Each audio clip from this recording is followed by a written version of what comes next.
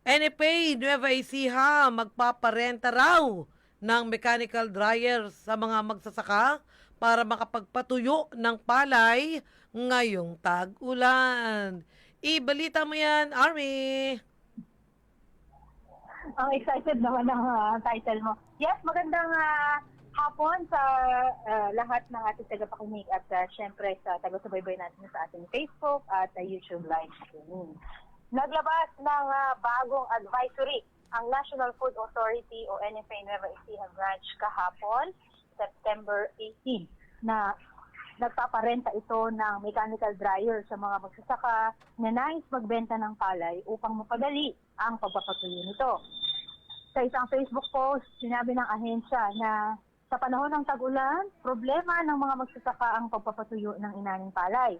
Kaya upang makatulong, tumatanggap ito ng sariwa o basang palay na may moisture content na 22% hanggang 29.9% sa halagang 23 pesos kada kilo. Dagdag nito, nagbibigay din sila ng additional na suporta sa pamamagitan ng pagpaparenta ng mechanical dryer para sa mga nais magbenta ng tuyo. Ito nila ay karagdagang tulong para sa mga magsasaka sa lalawigan.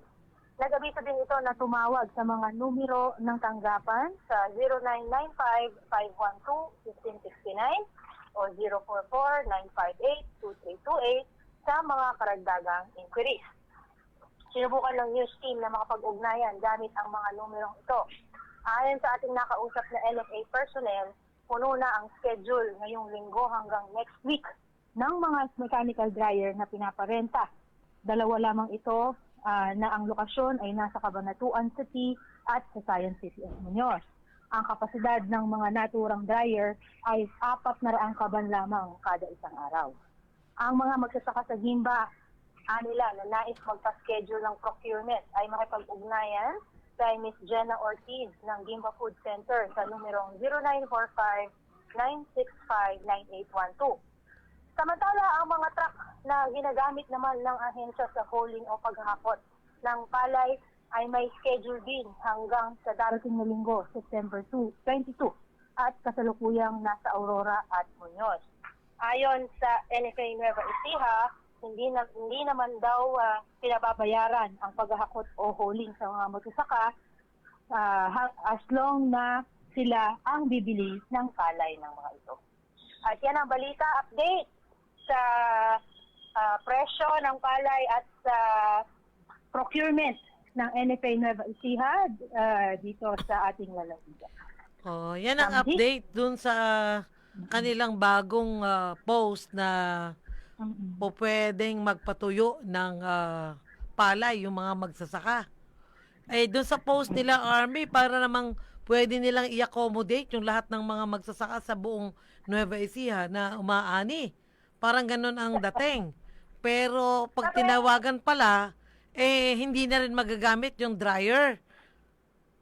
Dahil puno na schedule. So yung bang mechanical dryer na yan ay pwedeng pwedeng ilipat-lipat? Hindi yun nga yung tinanong ko kung merong dito sa Gimba. Wala dito sa Gimba, ang meron lang sa Cabanatuan. Cabanatuan at Muñoz. Ayun nga, yung mechanical dryer ba na ipaparenta nila para masabi nila, mapadali yung proseso ng pagpapatuyo, ay pwedeng ilipat-lipat. Kasi parang ganun ang dating para bang ang daming mechanical dryer kasi ayun ang sinasabi nila. No? Sa panahon ng tagulan at maulap na kalangitan, maraming magsasaka ang nahihirapan sa pagpapatuyo ng kanilang inaning palay. Kaya tutulungan kayo ng NFA Nueva Ecija Branch Office na tumatanggap ng sariwa o basang palay. O, di ba? Kaya ang ganda-ganda ng kanilang press release. Ang ganda-ganda ng kanilang post. Pagka tinawagan naman pala, sasagutin nila na puno na schedule. At Muñoz lang at Cabanatuan. Ba't hindi nila inilagay dito na meron po kaming mechanical dryer sa Muñoz. Meron din po kaming mechanical dryer sa Cabanatuan na ang kaya lang i-accommodate ay 400 sacks. Oo. Araw-araw. Ganun sana. Para malinaw, oo. Oo, malinaw. Ah, Papogi ito pagka ganito ang press release nila eh. Tapos ganda-ganda pa ng mga litrato nila. siguro ang gusto rin nilang mangyari ay tumawag mismo yung mga magsasaka sa kanila. Kasi nga, Kasi pag tumawag ang mga magsasaka, madidismaya. Kaya kailangan talaga, kaya silang i-accommodate. at saka mainam talaga na informative ka, lalo na sa social media kasi ang daming pwedeng maging speculations na tapos mas kasi yan, mas parang isipin ng tao na pagka yan lang yung informasyon, parang wag na lang, 'di ba? Kasi hindi naman malinaw. Oo. O tatawag ka Pero pa, papatawagin tumawag mo pa pa yung rin magsasaka. para maramdaman nila na marami talagang magsasaka ang nangangailangan ng dryer kahit nga lang yung kakainin nila kailangan i-dry di ba? Alam mo, ito yung isa kong katanungan Bakit hindi kaya ginagamit itong rice processing center na nandito sa may Gimba, yung dyan sa boundary ng Santo Domingo at Ilog Baliwag, sana? Ilog Baliwag yun. Di ba meron doon yung parang ano yun, circulating Kompleto yun. yung pilo yun may Ano ba dryer tawag doon? Ano nga tawag doon? Pilo ba? Silo. Ay, silo. Pilo ko. Silo, oo. Yung silo kasi, lalagyan niya ng palay na tuyo na pwede mong Stock. i-stack ng matagal. Pero meron ding Okay. mechanical Di meron dryer. ding Oo. dryer doon.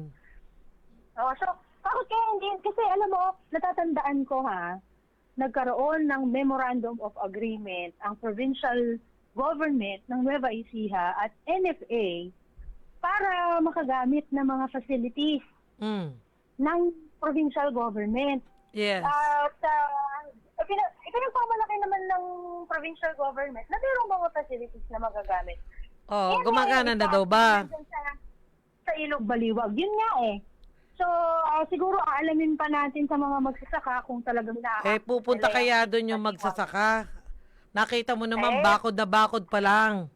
Napakataas na. Wala namang tao sa labas na pwedeng pagtanungan. Ang tanong nga, ay gumagana ba? Or ginagamit? Di yun. Kasi pwede namang pupunta doon si magsasaka, no? Sa taas pa lang ng bakod. Parang hindi ka na makakalabas. Kailangan doon, meron doon man lang post, yung guard. Oo. Meron doon tindahan ng gasol. Oo, tapos tatanungin mo kung paano magpasok ng palay doon, di ba? Kung doon ba'y namimili, may bilaran ba doon at saka ano? Meron. May solar dryer doon, tapos merong, kasi isa yan sa mga ipini-feature palagi na hindi kasi po pwedeng puro feature. Kailangan functional facilities. I know. Exactly. Yun nga yung sinasabi natin na yan yung isa sa lagi nating ipinagmamalaki lalo na sa DA pag pinagmamalaki nila sa publiko.